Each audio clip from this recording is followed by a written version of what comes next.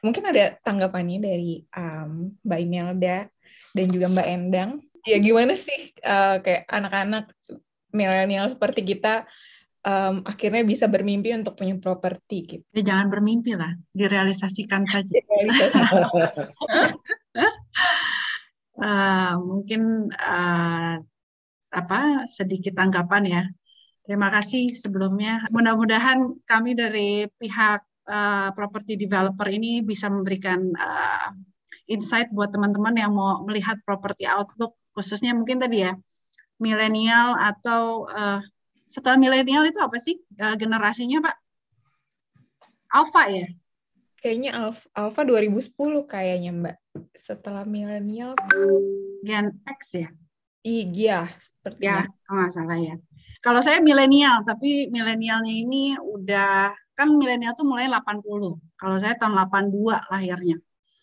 Jadi memang betul sekali sih saat ini kalau kita bicara mengenai properti di tahun 2021 ini sentimen dari market ini khususnya tadi dengan free PPN yang pemerintah sempat berikan kepada para pengembang ya, itu merupakan stimulus yang sangat luar biasa karena saya sendiri merasakan betul ketika waktu itu bulan Maret ya, pemerintah memberikan free PPN itu, penjualan saya langsung sebulan laku 30 unit gitu. Jadi memang kan free PPN itu diberikan untuk pengembang yang sudah apa istilahnya sudah memiliki stok ready unit. Nah, memang saat itu kalau boleh dibilang jujur, saya tuh waktu itu belum punya stok ready unit gitu. Jadi memang saya kebut tuh dengan waktu itu kan awalnya tuh free PPN itu katanya sampai akhir Agustus gitu ya Bang Indra ya. Iya, betul. Tapi saya pikir aduh saya ada waktu 5 bulan saya kebut deh gitu. Padahal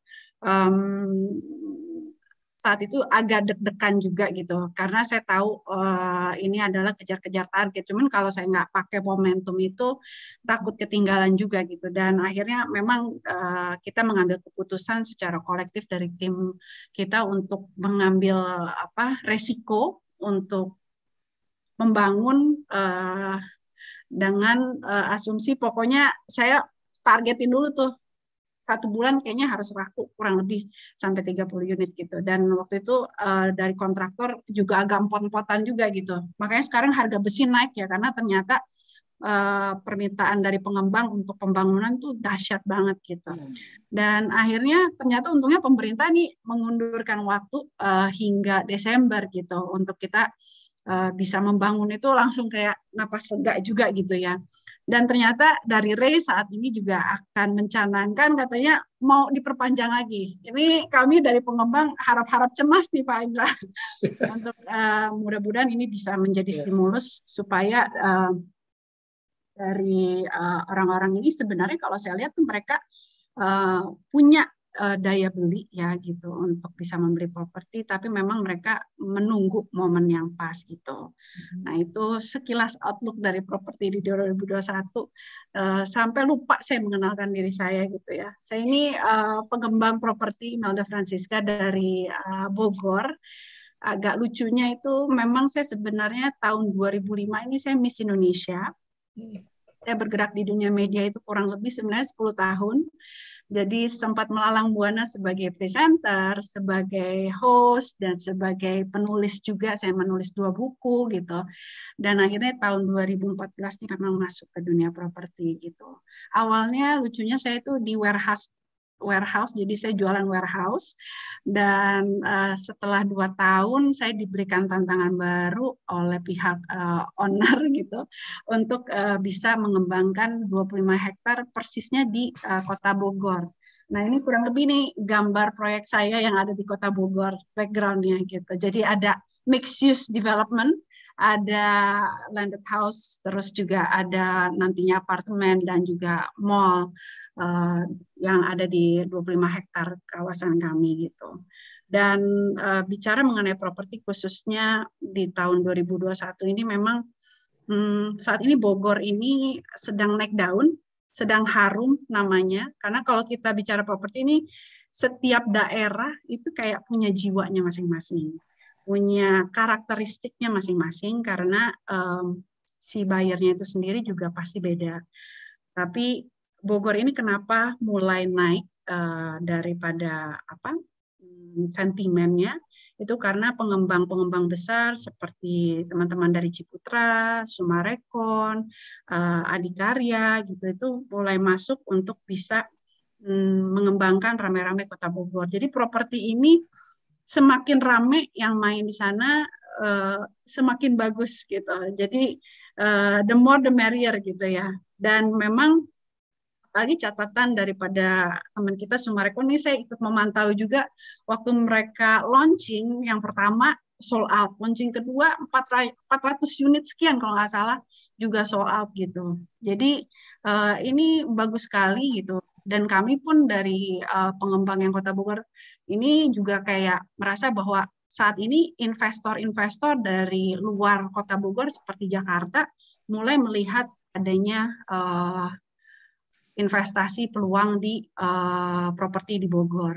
Dan tadi ya bicara mengenai apartemen, memang betul ya saat ini untuk apartemen daya belinya memang sedang tidak begitu baik minatnya.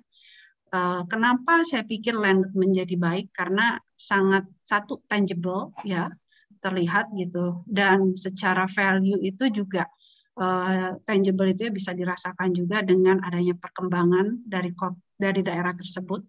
Dan kalau bicara mengenai investasi, biasanya orang itu lebih aman untuk dia saat ini investasi. Kenapa di landed? Karena setidaknya mereka memiliki lahan aset yang sudah dijamin secara legal gitu.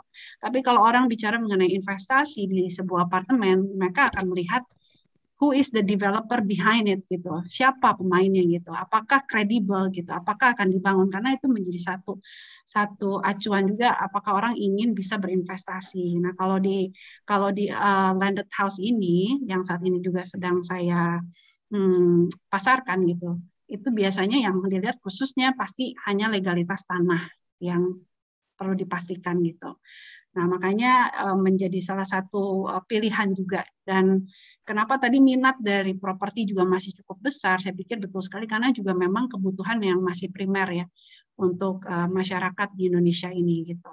Jadi untuk di tahun 2002 memang kami dari pengembang ini melihat cukup positif ya gitu dalam arti walaupun ada Omikron gitu saat ini mulai masuk ke Indonesia. Tapi yang tadi saya bilang ya, ke Bali aja sehari bisa 20.000 orang yang masuk. Jadi saat ini memang kalau kita melihat si virus ini ya kita harus wanti-wanti, harus waspada gitu. Tapi namanya kita sebagai pelaku ekonomi ya saya mau nggak mau juga harus terus berjuang dan melihat situasi yang ada ini memang jadinya saya bikin senario A dan senario B. Khususnya mungkin untuk secara marketing ya. Karena selama 2020-2021 marketing saya ini dipaksa untuk go digital. Yang tadinya mungkin pameran di mana-mana gitu atau kita mungkin bikin event ya Bang Indra di hotel dan lain-lain gitu kan itu menjadi dipaksa untuk semuanya serba pakai digital marketing strategy gitu. Nah, untuk 2022 pun kita akan lebih banyak mengarah 50-50 ya. Ada yang di dan yang tidak digital. Tapi saya rasa properti akan menjadi sesuatu yang tetap investasi yang cukup diminati orang karena ya itu ya tangible gitu. Walaupun sekarang lagi keren banget tuh yang fungible tokens ya, NFTs gitu ya. Terus blockchain dan lain-lain. But I think property is still a good instrument untuk bisa dilihat dan juga malah sekarang banyak juga saya pernah ditawarin pakai sistem crowdfunding beli propertinya. Nah, itu mungkin sesuatu yang akan menjadi topik yang cukup baik juga untuk bisa didiskusikan gitu. Ini nanti kaum alfa apakah mereka akan tetap mau beli aset satu atau mereka ini lebih ke lifestyle dan pindah-pindah kayak nomaden jadinya. Nah, itu satu hal yang akan menjadi yang cukup seru juga untuk dibahas gitu. Mungkin itu dulu dari saya, Pak. Terima kasih banyak loh Mbak Imelda. Iya bener, sekarang juga lagi rame tuh yang crowdfunding untuk sistem properti. Terus mungkin apa namanya, kalau misalnya dari Mbak Imelda,